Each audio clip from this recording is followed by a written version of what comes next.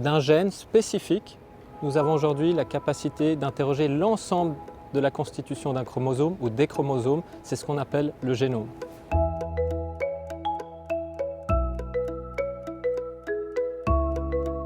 Vous pouvez, vous, moi, avoir l'ensemble de votre information génétique retournée dans un rapport lorsque vous crachez un petit peu de votre salive, vous l'envoyez par la poste et la technologie des sociétés nous permettent d'avoir cette information, l'ensemble de notre contenu génétique.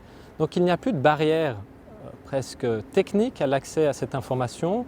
Hier, c'était dans des laboratoires spécialisés, parfois dans des hôpitaux, parfois dans des entreprises privées.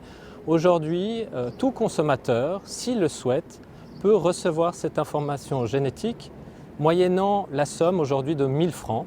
Donc pour 1000 francs, vous avez toute cette information génétique.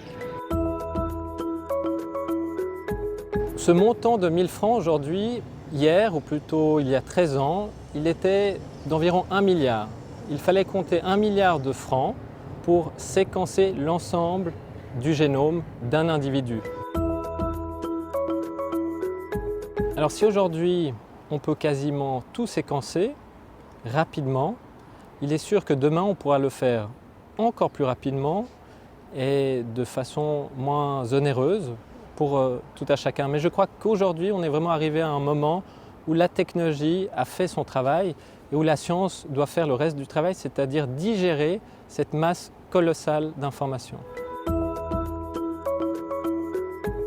L'étape suivante pour un clinicien et pour son patient, c'est une fois une information clairement comprise, c'est de la transformer ou de l'utiliser dans le cadre d'une intervention utile.